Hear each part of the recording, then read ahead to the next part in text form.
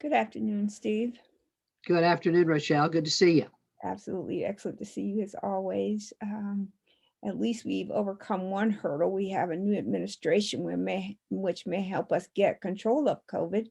So I understand that President Biden has made a mask mandate for all federal buildings. How does that apply to city and state locations? Is that mandate trickle down, or do you all have to put your own mandate in place? We already have our own mandate for city facilities, and I believe that the state does as well. But it would apply to any federal facility, in Durham, which would include everything from National Institute from Environmental Health Services to the post office. So I think that it will have an effect. Although I think most of those places, honestly, in Durham, we're pretty good at masking up in Durham. Absolutely. Yeah. I think you've done a very good job with that. So I have a couple of questions, and I know we don't have much time, so I just want to try to get to them as fast as I can. What were your thoughts about what happened on January 6th in Washington, D.C.? I mean, what was your first thoughts? And then after you had a few days to think about it, what were your afterthoughts? Disbelief was my first thought. Just utter disbelief that people would storm the Capitol. I was in a meeting, Zoom meeting, Mhm. and not aware of when things were starting to happen. But then people started, I'm sure you had the same situation. People started texting me and emailing me and telling me about it. And when I got off and could, turn the television on, to find out that the president had instigated it was so far out beyond the pale, just so outside of any norms that we've ever experienced that, I mean, really my first was just shock. Um, I've been to a lot of demonstrations in Washington over my lifetime. When I was, uh, I remember in 1969, you probably weren't born yet, Rochelle, but in 7 years 1969, old. all right, good. Well, I was in Washington. I was in college for a big anti-war demonstration during the Vietnam War. There were a million people there.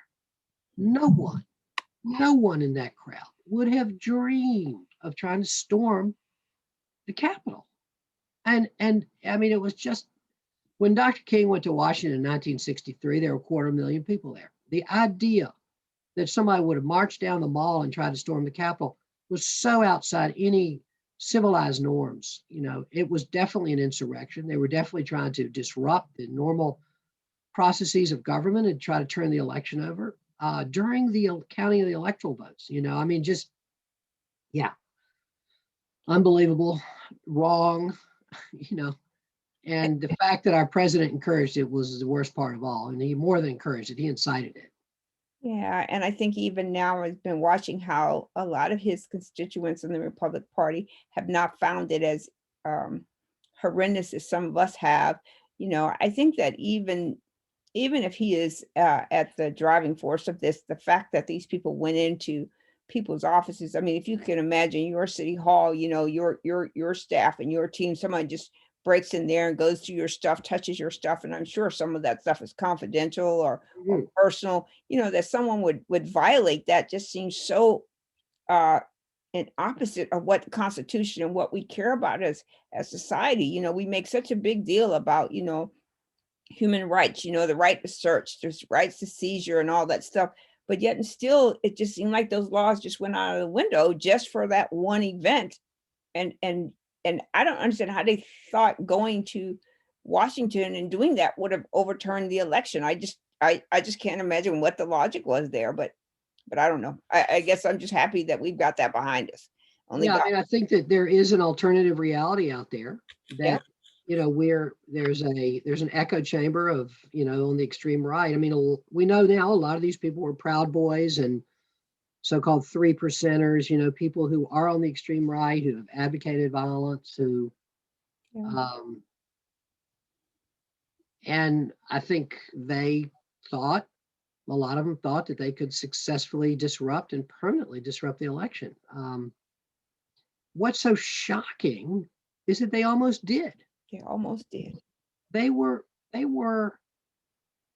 just, there was that one police officer who lured them away from the Senate at the last minute when there were still senators in there, and they were going in there with their weapons. And yeah, It was incredible. It was incredible. Nothing like I've ever seen and never want to see again. But it does make you realize that democracy is fragile in a way that I don't think I'd ever really realized that in my nearly 70 years. It's Absolutely. fragile. It really is. And what's really more than that, I don't know if you've been paying attention. I'm really grateful that President Biden kept Dr. Fauci on because, to hear him talking these last few days, to hear how he was muted, threatened and all that stuff, but then to hear, that constituencies that do not believe this virus is real, that it's a fake, and I'm like, so 400,000 people dead is a fake, like, I mean, just if you don't believe that, what do you believe? What thing do you believe is a fact? So I think right now I'm just in a bit of disbelief. I hadn't talked to you in a little while, and I just really wanted to get your thoughts. And I know you've got a lot going on, but I will tell you, we need leadership. We really do need honest and open leadership. It needs to be transparent. People need to be able to say what they need to say without feeling they'll be condemned or criticized or lose their job. And we Yeah. don't have that, in place yet. I think it's going to take Biden a while to get a cabinet in place. But for all of our organizations, whether they be private or public, they need to have that kind of transparency where people feel free to speak out and without feeling the repercussions of speaking out. It's unfortunate. Yes, it is. And I think what you're saying about Dr. Fauci is just such a case in point. Yep. I mean, for him to have to negotiate that situation where he would go to these presidential briefings and he would hear Trump just say something he knew was blatantly false.